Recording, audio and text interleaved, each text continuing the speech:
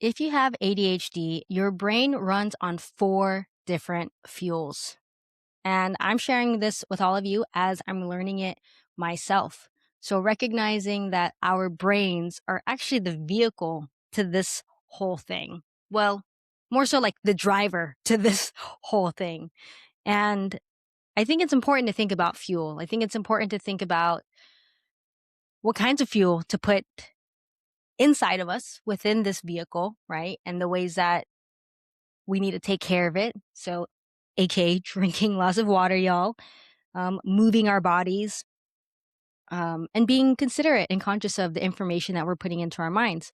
But something else to think about is the four different fuels that our brains run on. And to be fully transparent, I got this from a recent mini course that I bought by ADHD founder.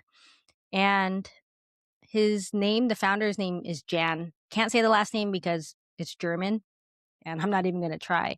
So I'm going to just be sharing with you all this information that he shared with me and is something to think about if you potentially have ADHD. And I'm saying this for myself to remind my future self watching this later on that what's going to propel this vehicle to move forward and to do the things are these four reasons. So, number one is interest. And so, recognizing that what's going to propel someone with ADHD forward is interest more so than importance. And we run more so on fascination and things that deeply captivate us. And we come from a place where we're creating from obsession and that it needs to connect to something that we care about. And when I read this for the first time, that last part for me really stood out to me. So for me, it was like, it's hard for me to do something if I don't see it connecting to the bigger picture. If I don't I actually said this in a recent video on prior to the potentialities of having ADHD, but I remember saying, like, if I don't see how my work is connecting to the greater vehicle of what we're moving forward, then it's really difficult for me to stay engaged with it. And so again, like ensuring that it connects to a bigger picture, at least for me. Um, and yeah, and again, like the level of interest that you have in it is really important. And so, I can't say that all of these things are I'm like, oh yeah, like these are all the aspects of it. But I do agree that having a level of interest in it is important for me to move my vehicle forward. And that's definitely a fuel that needs to definitely be mixed in there. And so that's another thing to think about is like these four fuels. I think about it when I was younger. My dad used to have mopeds. We used to have a sitting down moped and a standing up moped. And the standing up moped, I remember he would teach me like it needed to be a perfect mix of like oil and whatever fuel needed to be for the moped fuel. And it couldn't be just one or the other. Like it needed to be a mixture of the two. And so that's what, when I read this for the first time and was learning about this for the first time earlier this week, I was just like, that makes a lot of sense. And recognizing that everyone needs a different kind of mix, their own personal mix of these fuels to get you going. And so that's what I want you to think about before I continue on to the other three fuels that potential ADHD brains, and if you have the potentialities of having it, is worth considering. And so the second one is the fuel of challenge. And what he was saying in this was that if it's too easy, then you're most likely not going to do it. Like there needs to be like some sort of hurdle or mountain to climb, but it can't be too big of a hurdle or too big of a mountain to climb where it becomes overwhelming. But if it's too easy to like jump or get over or to walk up that little hill, then you're most likely not going to want to stick through with it. And so he was saying that like the actual once you get past the challenge part and the maintenance of it is really when you start to get bored of it. And that people who need a lot of challenge fuel just prefers the difficulty in a task. And I would say for myself, like that also resonates. But I think for me, yeah, it just needs to be challenging enough. But I'm going to be transparent. I feel like why I've been recently more so stuck is because it feels like too challenging. And so when something is too challenging for me, I need help and I need support and I need collaboration. And yeah, I think for here, I would say what makes the most sense is that once I get to a job and I feel like I've figured it out and I've gotten all the systems in place and I've figured out where I fit in best into the gaps, and like once it starts getting to the point where that's really repetitive, then that's definitely when I start to look at other opportunities. And I say that because when I look at my LinkedIn jobs, it does round out at a certain time period. And I think it's because at that point I've gotten to maintenance mode and it's not a challenge anymore. So can definitely resonate with that.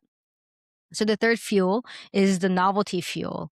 And this is what he was saying, that Jan was saying, that you like to stay in the early stages of things, like to be in the brainstorming and the strategy and the planning. Um, and that it's like new terrain and you're discovering something new and you're experimenting with something new and you're testing something new. Um, and you prefer this aspect of the fuel than actually executing it. And I would say this one resonates with me the most, um, as I've been, stuck in the launching phase of my business for 2 years now. Just being fully transparent just is what it is. And it's because I didn't have this information. And so me sharing this information with you again is sharing this information with my younger self or someone who might potentially have ADHD, where you're like, why can I not finish the things? Like, I know that I'm smart. I know that I'm capable. I know that I finished things before, but why do I have this like stop and go process? And I say this because that's something that I had a lot of shame around for a very long time. And just to have this information to be like, oh, it's because your brain potentially doesn't run on the same fuel as everybody else's. And for me, I'm just like, okay, like relieved to be like, I can look at other ways of doing things, and I could go to a different gas station. That's really what it is. I could go to a different gas station, and get the fuel that I need, and again, with the novelty one, that definitely excites the hell out of me. I love helping people get started on something. I love helping people launch things. I love helping people um, strategize and plan things, and I love it for myself. I love it. And so I think the recognition is to honor that and realize that there's a lot of people that actually have a hard time starting things, and for me, I don't have a hard time starting things, but I do have a hard time following through on things. So it's important for me to team up with people that are really good on the execution and the follow through part. But I'm tired of feeling ashamed of that. I'm tired of feeling like there's something wrong with me. And for me, I just at this point, I'm like, okay, like if I'm great at this part, okay, plug me into the beginning of any project or any brainstorming session or strategy planning session. Like I'm going to freaking rock it. But when it comes to getting it to the finish line, I was like, okay, tap me out, coach. That's not what I'm there for. I could manage at the top end of it, but if you want me like in the nooks and crannies of it, I can do it, but I'm going to need a lot. I'm going to need a lot of support. I'm going to need to be working with other people. I need to collaborate with other people. And I definitely need to be with people who have the strengths that I don't have. So I definitely think novelty, I would say, is at least a 50% mix of the fuel that I need to keep moving forward.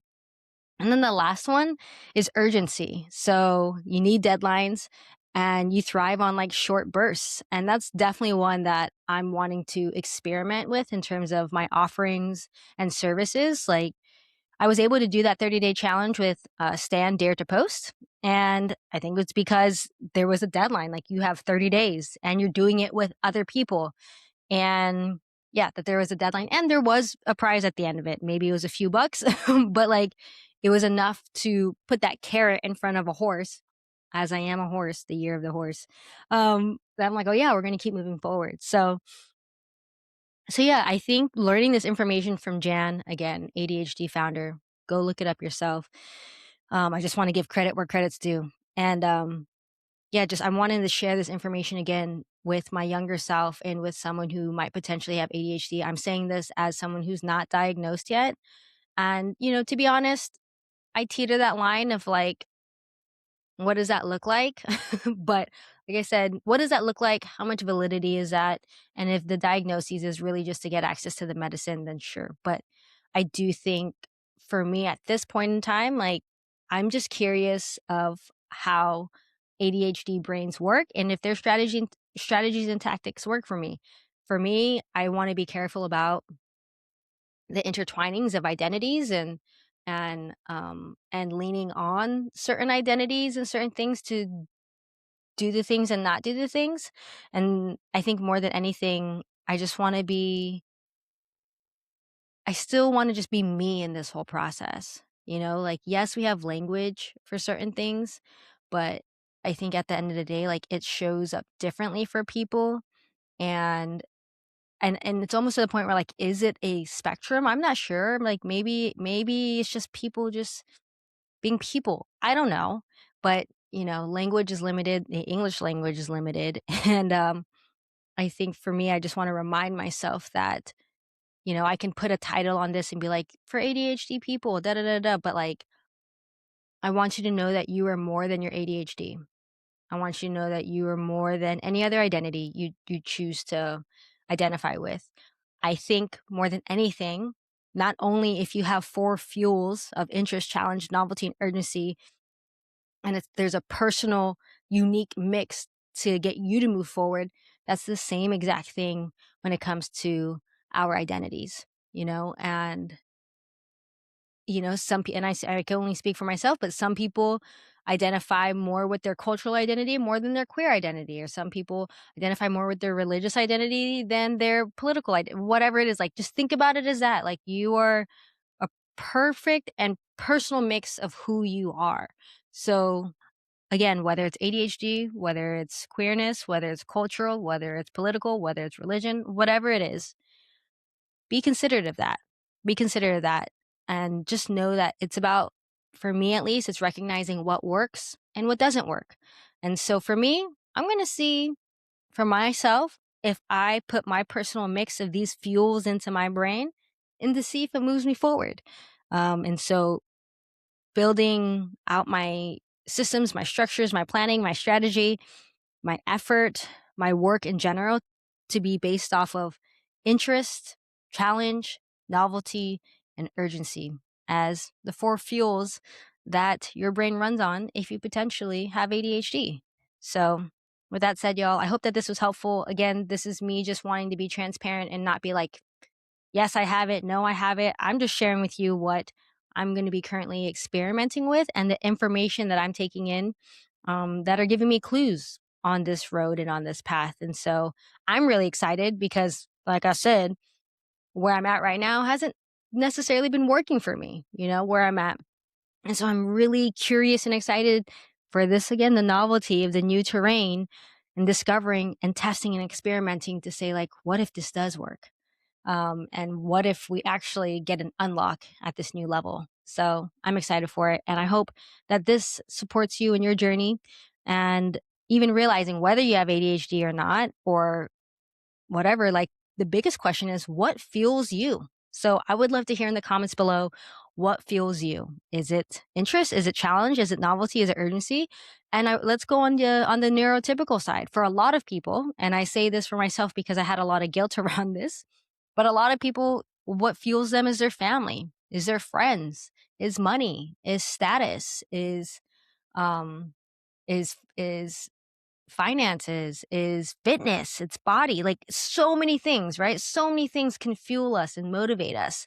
And for me, none of those motivated me. And I think for a long time I had a lot of shame around that, where people are like, "What? Like, this doesn't motivate you and that doesn't motivate you," and like that. Like, I don't mean to get morbid, but, like, really the only thing that motivated me for a long time was death. Was like, "Oh, like, you're gonna die. You're gonna die. You don't know when you're gonna die, but you're gonna die." Okay? So, I don't wanna get down that road right now, but my question for you is, what fuels you? So put them in the comments below. I'd love to hear it. And yeah, again, just realizing, wow, actually what fuels us, what could potentially fuel you is not something that's so tangible like family or finances or fitness, but it could be something so, like, minute, like interest and challenge and novelty and urgency, and just knowing that there's a lot of things that can fuel us. And again, the recognition, like, what fuels you personally so that you could keep moving forward. And working towards and experiencing the things that you want to experience. All right, y'all. I look forward to reading the comments and getting to know you all more. And I hope that this was helpful on your path and on your journey. And I'll see you all in the next video. Bye now.